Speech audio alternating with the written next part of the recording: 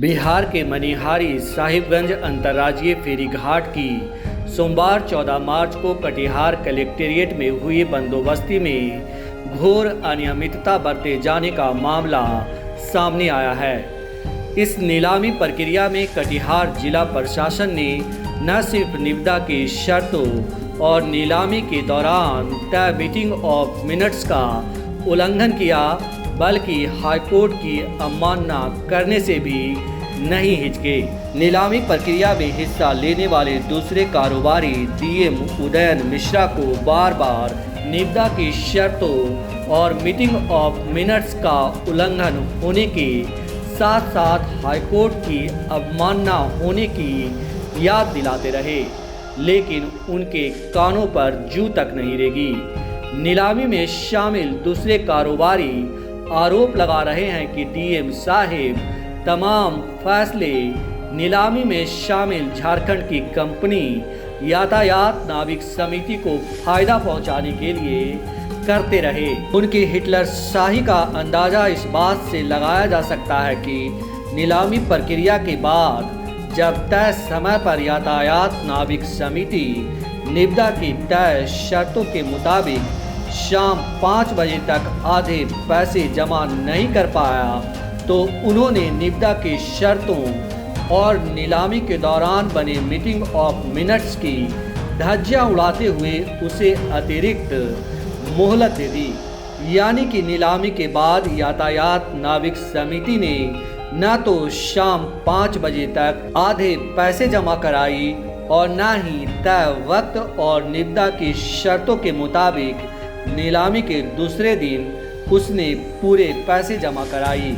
ये सब तब हुआ जब नीलामी में हिस्सा लेने वाले दूसरे कारोबारी डीएम साहब से यातायात नाविक समिति के पैसे जमा करने में विफल रहने पर उनसे निविदा की शर्तों के मुताबिक दूसरी कंपनी को पैसे जमा कराने का मौका देने की गुहार लगाते रहे।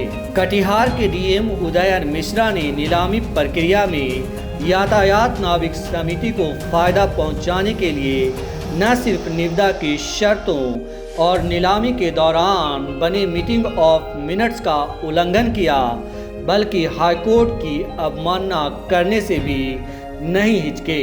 हम आपको बता दें कि मनिहारी साहिबगंज अंतर्राज्यीय फेरी घाट की बंदोबस्ती बिहार और झारखंड सरकार 2-2 साल के लिए बारी बारी से करती है। इस दौरान जिस राज्य में नीलामी प्रक्रिया होती है, वहां के स्थानीय कारोबारियों और कंपनियों को ही मौका देने का प्रावधान है।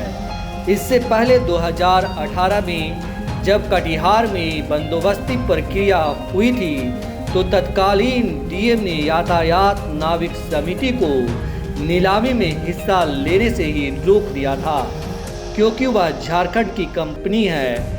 जिसके बाद यातायात नाविक समिति ने हाईकोर्ट का दरवाज़ा खटखटाया और हाईकोर्ट ने कटिहार के तत्कालीन डीएम के फैसले को सही करार देते हुए उसकी याचिका को खारिज कर दिया था।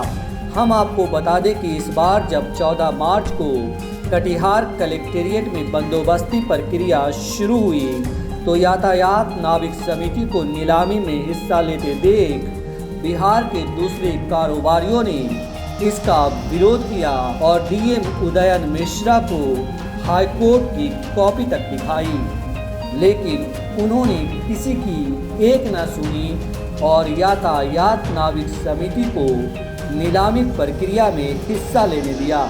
कटिहार के डीएम उदयन मिश्रा ने न सिर्फ निविदा की शर्तों और हाईकोर्ट के फैसले का उल्लंघन किया, बल्कि उनके इस पक्षपातपूर्ण रवैये से बिहार सरकार को भारी राजस्व का नुकसान भी हुआ। नीलामी प्रक्रिया में हिस्सा लेने वाले कारोबारियों का आरोप है कि निविदा की शर्तों और नीलामी के दौरान बने मीटिंग ऑफ मिनट्स में से किसी एक का भी पालन डीएम उदयन मिश्रा ने नहीं किया। नीलामी के दौरान अगर दूसरे कारोबारियों को पता होता कि पैसे जमा करने के लिए अतिरिक्त समय दिए जाएंगे, तो ये बोली 8.5 करोड़ की बजाय 50 करोड़ तक जाती। लेकिन डीएम साहब ने नीलामी के दौरान बने मीटिंग ऑफ मिनट्स में लिख दिया कि आधे पैसे शाम 5 बजे तक ही जमा करने होंगे और बाकी के आधे पैसे दूसरे दिन। लिहाजा बिहार के कारोबारियों ने उतनी ही बोली लगाई जितने पैसे वे शाम 5 बजे तक जमा कर सकते थे और इस वजह से मनिहारी साहिबगंज अंतर्राज्यीय फेरीघाट झारखंड की कंपनी यातायात नाविक समिति के पास चली गई। लेकिन बोली लगने के बाद इस कंपनी ने न तो तय समय शाम 5 बजे तक आधे पैसे जमा की और न ही दूसरे दिन बाकी के आधे पैसे जमा कराई। अब ये जानकर हैरान हो जाएंगे कि नीलामी के बाद जब कटिहार के एडिशनल कलेक्टर विजय कुमार से पूछा गया कि सबसे ज़्यादा बोली लगाने वाली यातायात नाविक समिति को पैसे कब तक जमा करने होंगे, तो उन्होंने जोर देकर कहा कि आज शाम 5 बजे तक जमा करने के लिए समाहर्ता कटिहार के पदनामित खाते में उनको राशि जमा करने की सुविधा दी गई है। वो राशि जमा करने के लिए बैंक में चले भी गए हैं। मतलब आज ही जमा करना होगा उनको 50% राशि आज जमा करनी और 50% राशि कल जमा करनी है। आज जमा करने के लिए वो चले गए। सर, ये बंदोबस्ती कितने टाइम के लिए हुआ? 2 साल के लिए? 2 साल के लिए। 2 साल साहिबगंज की सरकार करती है, 2 साल बिहार सरकार के द्वारा कटिहार जिला प्रशासन के द्वारा किया जाता है। तो पूरा पैसा मतलब अभी ही जमा करना होगा? बताया तो मैंने आपको कि आज बंदोबस्ती की राशि का 50% आज उनको समाहर्ता के पदनामित खाते में जमा करने के लिए बैंक भेज दिया गया है।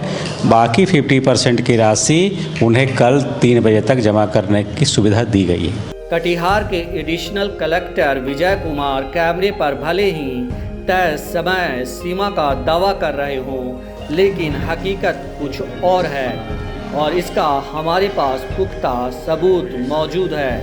इससे भी ज़्यादा हैरानी की बात यह है कि यातायात नाविक समिति के निविदा और मीटिंग ऑफ मिनट्स की शर्तों में विफल रहने पर दूसरे कारोबारी डीएम साहब से मौका देने की गुहार लगाते रहे, लेकिन उन्होंने तय कर लिया था कि बंदोबस्ती यातायात नाविक समिति के नाम से होगा।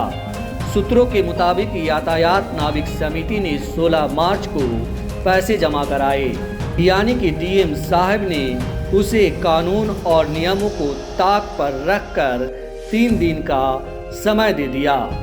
हम आपको एक बार फिर बता दें कि मनिहारी साहिबगंज अंतर्राज्यीय फेरीघाट की बंदोबस्ती 2 साल के लिए बिहार और 2 साल के लिए झारखंड सरकार करती है। पिछली बंदोबस्ती की प्रक्रिया झारखंड में हुई थी और शासन प्रशासन की मिली भगत से यातायात नाविक समिति को महज 24 लाख में बंदोबस्ती मिल गई थी और इसके बाद यहाँ बना सिंडिकेट ने रॉयल्टी चोरी से लेकर तमाम अवैध धंधों के जरिए अकूत धन अर्जित किया और अपने आपस के संबंधों को इतना मजबूत बनाया कि दोनों राज्यों में एक दूसरे के धूर विरोधी सरकारें होने के बावजूद हाईकोर्ट के आदेश को दरकिनार कर इस नाविक समिति को दोबारा अवार्ड कर दिया गया। आखिर क्या वजह है कि कटिहार के डीएम उदयन मिश्रा यातायात नाविक समिति के नाम बंदोबस्ती कराने के लिए तमाम कायदे कानूनों की धज्जियां उड़ा दी? झारखंड की कंपनी यातायात नाविक समिति पर इतनी मेहरबानी क्यों? बताया जाता है कि यातायात नाविक समिति का असल मालिक झारखंड के मुख्यमंत्री हेमंत सोरेन का प्रतिनिधि पंकज मिश्रा है, जिसका मुखौटा दाऊ यादव और बच्चों यादव जैसे हार्डकोर अपराधी हैं। इतना ही नहीं, इन लोगों को बिहार सरकार में नंबर 2 की पोजीशन में बीजेपी के एक बड़े नेता का संरक्षण हासिल है, जिन्हें यातायात नाविक समिति से नजराना के तौर पर हर महीने मोटी रकम पहुंचती है। इसी नजराने की कीमत चुकाने के लिए बीजेपी के इस बड़े नेता ने कटिहार डीएम उदयन मिश्रा पर दबाव डाला। हम आपको बता दें कि बीजेपी और बिहार सरकार में नंबर 2 इस नेता पर पहले भी भ्रष्टाचार के आरोप लग चुके हैं, लेकिन अब नीलामी प्रक्रिया में हिस्सा लेने वाले कारोबारियों ने मोर्चा खोल दिया है और इस मामले को कोर्ट में ले जाने के साथ साथ बिहार के मुख्यमंत्री नीतीश कुमार के जनता दरबार में उठाने की तैयारी में हैं।